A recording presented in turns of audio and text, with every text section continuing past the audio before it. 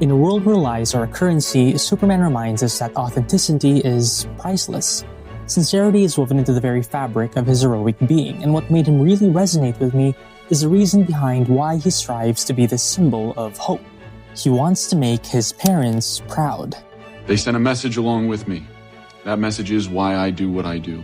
I cherish it more than anything. It was a near-perfect way to humanize this godlike alien, to see him as this orphan holding on to the only memory of his origin family while pouring his love for them into the planet that took him in.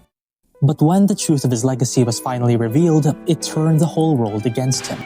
And it's in this conflict, caught between his parents' expectations and what he means to humanity, that Superman teaches us a valuable lesson. That the price of authenticity isn't rejection, it's letting go of who they want you to be, by killing your projected self.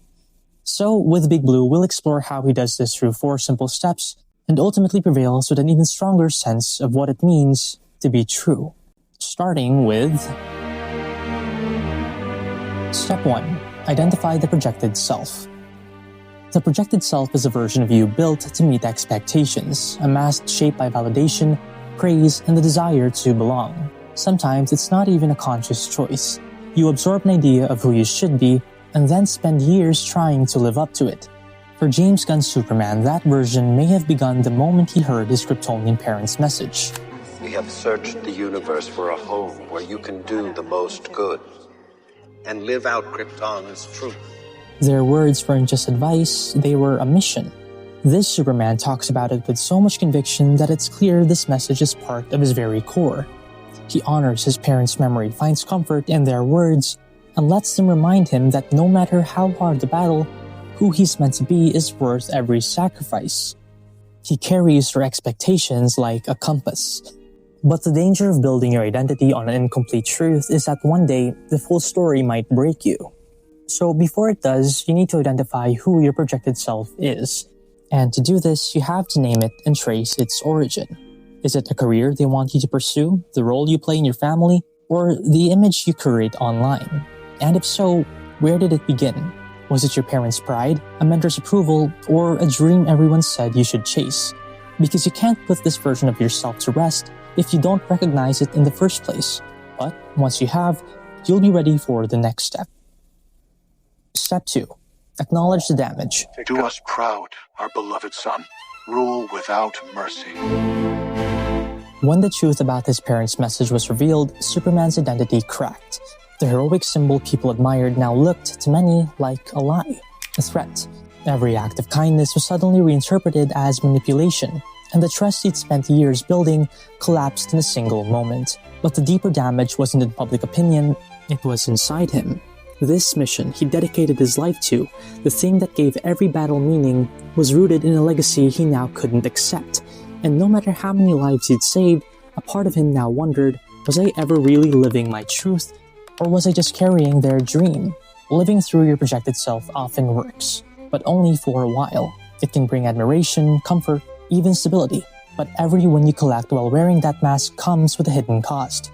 The quiet erosion of your own voice. You trade a little piece of yourself for every nod of approval until one day you've given away so much that you can't remember what's left underneath.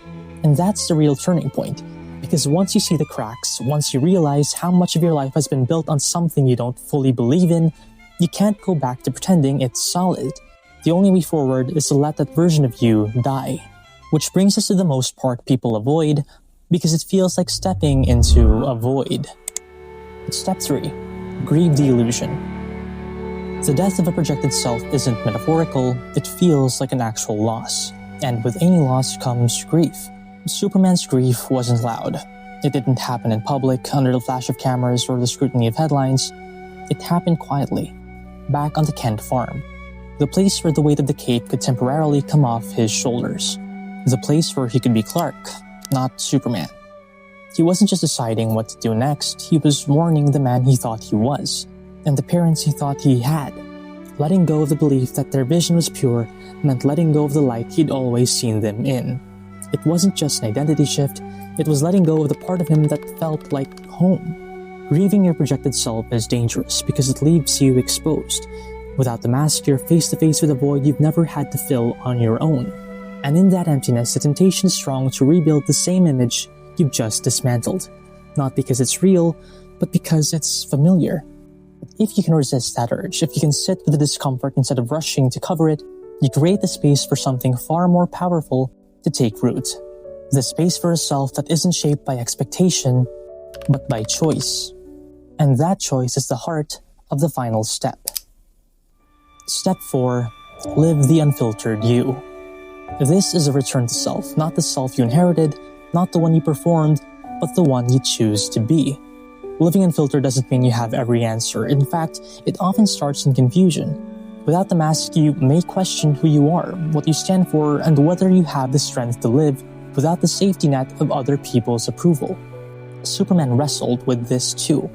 Was he the ruler his parents intended, the flawless ideal Earth wanted, or was he something else entirely? The answer came from the man who raised him, Jonathan Kent, in the simplest possible truth. Your choices, Clark. Your actions.